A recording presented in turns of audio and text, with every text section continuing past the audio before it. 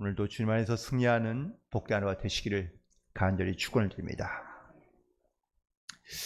고민이 있을 때 그 고민을 사실 빨리 잊어버리거나 아니면 그 고민을 쉽게 빨리 해결할 수 있는 방법이 있다면 아마 주저하지 않고 사실 그 고민을 해결할 수 있는 방법을 찾으려 하겠죠. 그런데 말 그대로 고민이란 잘 해결되지 않는 문제를 의미하고 있습니다. 욥이 지금 고민에 빠져 있습니다. 그런데 그가 하고 있는 고민은 쉽게 해결될 고민이 아닙니다. 그리고 고민하면 고민할수록 사실 뭔가 좀 풀려져 가는 것이 아니라 점점 실타래가 얽히듯 더 깊게 얽혀져 가고 혹은 또 풀어낼 수 없는 그러한 모양으로 바뀌어 가고 있다는 것에 욥은 점점 더 절망하고 있는 것 같습니다. 물론 욥은 이런 믿음은 있습니다. 하나님께서 온 세상을 다스리시며 또한 온 세상의 주관자가 되신다는 이 절대 주권의 하나님은 그는 믿고 있습니다. 그런데 지금 내 삶에서 일어나고 있는 이 고난, 이 재난에 대해서는 왜 하나님께서 이 일을 나에게 허락하신 것인지, 아니면 이런 상황을 하나님께서 왜 만드신 것인지, 그 하나님의 주권에 대해서는 그는 이해하지 못하고 그리고 이해할 수 없는 상황으로 치닫고 있는 것을 볼 수 있는데, 주변에 있는 자기 친구들은 와서 엘리바스든 아니면 또 오늘 앞전에 함께 나누었던 8장에서 빌닷은 반드시 욥이 죄를 지어 이런 벌을 받고 이런 고난 가운데 있다고 말하고 있습니다. 빌닷은 더 강하게 말하기를, 비록 너는 선을 행했다 하나 악인은 반드시 그 죄값으로 고난을 당하는 것이기 때문에, 물론 친구 사이며 잘 알고 있는 그런 사이이긴 하지만 우리들이 보지 않을 때 또한 알지 못할 때 욥이 죄를 지어 이런 고난을 당했다고 그는 분명하게 생각하고 있습니다. 세상에 죄 없는 사람이 어디 있습니까? 사람은 다 죄를 짓게 되어 있고 또 그 죄값으로 이런 고난을 당하고 있다고 말하는 것이죠. 하지만 욥의 생각은 좀 다릅니다. 오늘 본문에 있는 말씀 2절과 3절에 있는 말씀을 다시 한번 보시기 바랍니다. 진실로 내가 이 일이 그런 줄 알거니와 인생이 어찌 하나님 앞에 의로우랴. 사람이 하나님께 변론하기를 좋아할지라도 천마디에 한마디도 대답하지 못하리라. 라고 이 욥이 처음으로 이 빌닷에게 말하고 있는 모습을 볼 수 있습니다. 무슨 말입니까? 어떤 인생도 하나님 앞에는 의로울 수 없다는 것을 그도 인정하고 나아가는 겁니다. 그런데 사람이 하나님 앞에서 하나님, 이것이 왜 이렇습니까? 저것은 왜 저렇습니까? 라고 논쟁하거나 혹은 하나님 앞에 그것을 물고 토를 달 자가 아무도 없다는 겁니다. 이처럼 욥은 자기의 하나님이 하시는 일에 대해서 사실 한마디라도 변론할 수 없다는 그런 자기의 모습도 잘 알고 있고 또한 여기에 대해서는 인정하고 있는 바입니다. 좀 더 쉽게 예를 든다면 어떤 사람이 그냥 제가 앉아있는 자리에 제 지갑과 제 가방을 놓았는데 누군가가 제 지갑과 가방을 가져가려 한다면 어떻게 하시겠습니까? 당연히 그 사람한테 얘기하죠. 뭐 하시는 겁니까? 그건 제 거예요. 라고 당당하게 내 소유권을 주장할 수 있습니다. 그런데 만약에 하나님께서 세상에 살아가다가 만약에 나의 건강이나 아니면 나의 재물이나 나의 것을 하나님께서 가져가신다고, 하나님 지금 뭐 하시는 겁니까? 이거 내 겁니다. 라고 말할 사람이 누가 있겠느냐라는 것이죠. 욥은 하나님께서 가져갈 수도 있고 주실 수도 있는 분이라는 것을 그는 알고 있고 고백하고 있습니다. 그래서 12절에 있는 말씀에 보면 하나님이 빼앗으시면 누가 막을 수도 없으며 무엇을 하시나이까 하고 누가 물을 수도 없다라고 고백하고 있습니다. 욥이 처음에는 이런 신앙, 이런 믿음을 가지고 하나님 앞에 이렇게 고백했죠. 주신 자도 여호와시요 취하신 자도 여호와시니이다. 욥기 1장 21절에 욥이 고백했던 그의 신앙의 고백입니다. 그는 하나님께서 주시기도 하지만 또 하나님께서 취할 수 있다는 그런 신앙과 믿음을 가지고 살아가는 사람입니다. 이 부분에 대해서는 욥도 인정하고 있는 부분이긴 하지만 그 부분에 대해서 욥은 머리로는 이해하는데 이 마음으로는, 가슴으로는 이해할 수가 없는 것입니다. 처음에는 하나님께서 그렇게 행하실 때에 모든 것을 이해하고 순종하는 듯 그는 하나님의 주권을 인정하는 듯 보였습니다. 그런데 지금의 고민은 이것을 머리로는 이해하지만 내 현실로는, 내 마음으로는 그것을 이해하지 못한다라는 사실입니다. 자신은 특별히 잘못한 것도 없는 것 같은데 하나님께서 왜 나를 이렇게 괴롭게 하시는지 그는 이해할 수 없다고 말하고 있습니다. 15절과 16절에 있는 말씀을 보시기 바랍니다. 가령 만약이란 얘기겠죠. 내가 의로울지라도 대답하지 못하겠고 나를 심판하실 그에게 간구할 뿐이며 가령 내가 그를 부르므로 그가 내게 대답하셨을지라도 내 음성을 들으셨다고는 내가 믿지 아니하리라.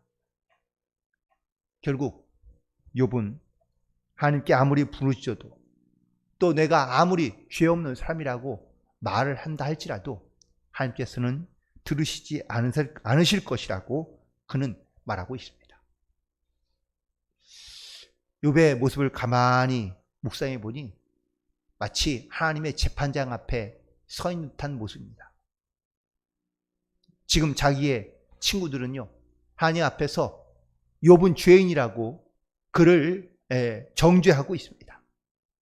너는 교만했고 또한 너는 내 죄값으로 말미암아 이 벌을 받고 있다고. 욥의 친구들은 그를 죄인으로 하나님 앞에 선포하고 있으며 자신이 아무리 하나님 앞에 나는 죄가 없다고, 난 죄인이 아니라고 변론하는 것 말하고 있지만 하나님께서는 전혀 그 자기의 말에 귀를 기울이지 않으며 들으시지 않고 있다고 욥이 말하고 있는 겁니다.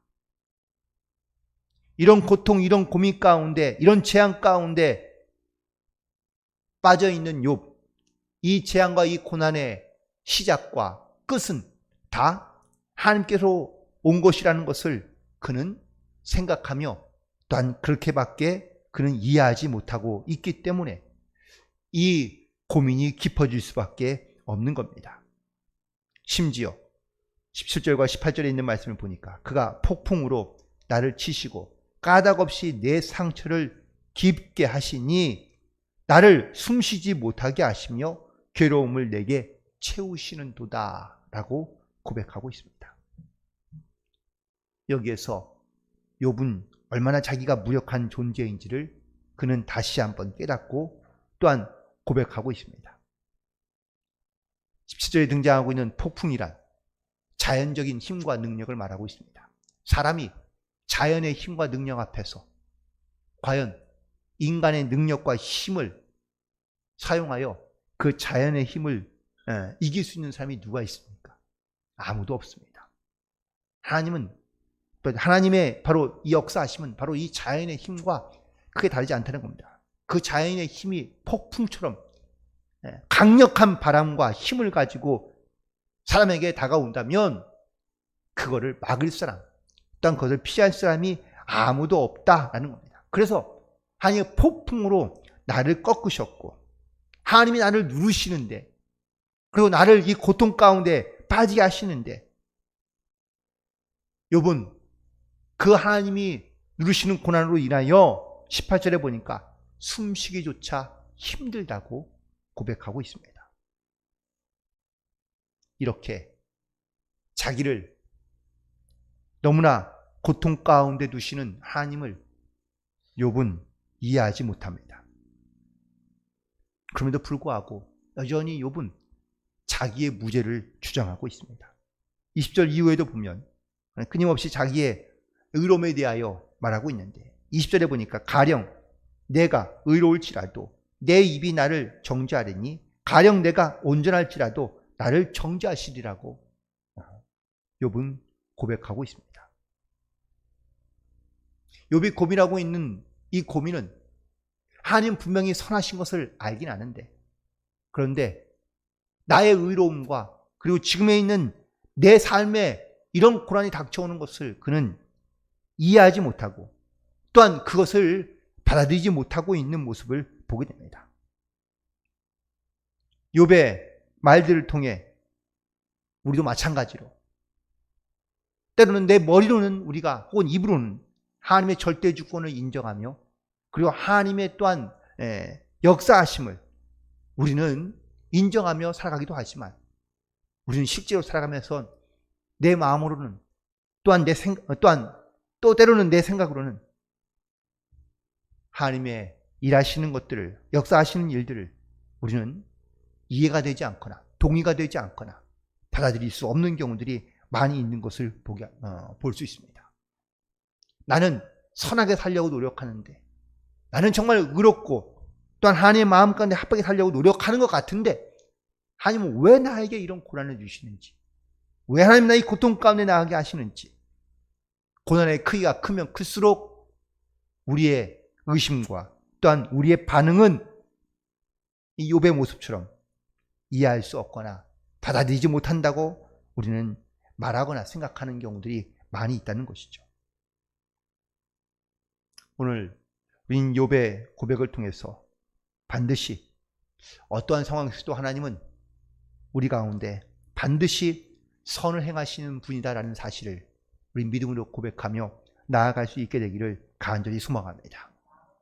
하나님은 사자굴 속에서도 선하시고 역사하시는 분이었고 불무불 속에서도 하나님은 당신의 선하심을 반드시 이루시는 하나님이신 줄로 믿습니다.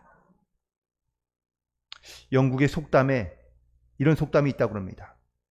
인생이 나에게 돌을 던지면 그 돌을 가지고 집을 지어라.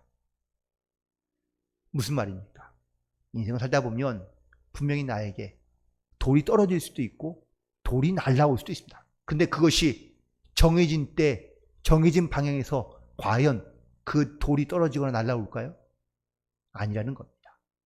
알 수 없는, 또 전혀 생각하지 못했을 때 돌이 날아오거나 떨어지십니다. 물론 돌을 맞으면 매우 위험한 상황이 됩니다. 하지만 그 돌을 가지고 자기의 집을 지어라 라는 이 말은 그 고난 가운데 고난이 발생하면 원망하거나 불평하기보다 그 고난을 통해 성장하며 성숙한 기회로 삼으라는 말이겠죠. 물론 말은 쉽습니다. 말로는 내가 인내할 수 있지, 혹은 또 생각으로는 이겨내면 되지 라고 우리가 말하거나 생각할 수 있지만 실제로 그것을 내가 실천으로 또한 내 마음과 가슴이 그거를 받아들이고 이해하며 순종함으로 나아가기는 쉽지 않다라는 겁니다. 고난 속에서 하나님을 원망하며 불평하기는 쉽지만 하나님 앞에 찬양하며 하나님의 선하심을 고백하는 것은 결코 쉬운 일은 아닙니다. 사도 바울이 온갖 고난과 어려움 중에서도 그는 하나님을 찬양하며 하나님을 인정하며 하나님께 나아가는 것을 멈추지 않았던 것을 볼 수 있습니다. 특별히 로마서 8장 28절에 있는 말씀처럼 모든 일이 합력하여 선을 이루리라 라는 이 말씀은, 이 고백은 바울의 고백이면서 동시에 어쩌면은 이 바울도 욥이 당한 모든 고난을 다 알았을 겁니다. 그런데도 불구하고 자기에 있는 모든 환난과 고난, 특별히 그는 또 환난 중에도 나는 기뻐하며 즐거워한다 라고 선포하고 또한 고백하며 나아가고 있는 것을 보게 되는데, 실제로 많은 환난과 고난 중에서도 그는 하나님께서 선을 이루실 것이라고 믿음으로 고백하며 그리고 믿음으로 순종하며 나아갔던 것을 보게 됩니다. 그렇다고 고난이 멈추거나 고난이 끝났습니까? 아니요. 여전히 고난은 그에게 다가왔으며 또한 고난 가운데 있었지만 그는 이 고난 중에서도 하나님은 선하시며 인자하시고 그리고 하나님 반드시 선한 길로 인도하실 것을 그는 믿음으로 고백하며 나아갔기 때문에 그 고난 속에서도 그는 믿음으로 승리하여 하나님께 나아간 줄로 믿습니다.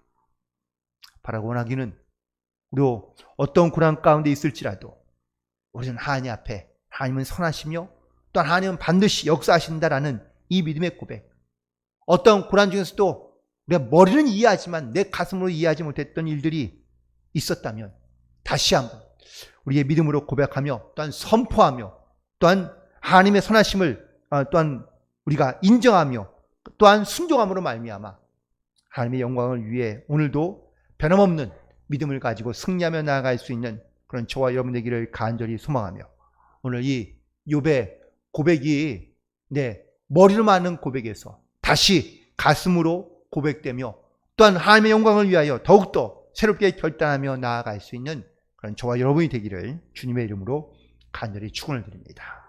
기도하시겠습니다.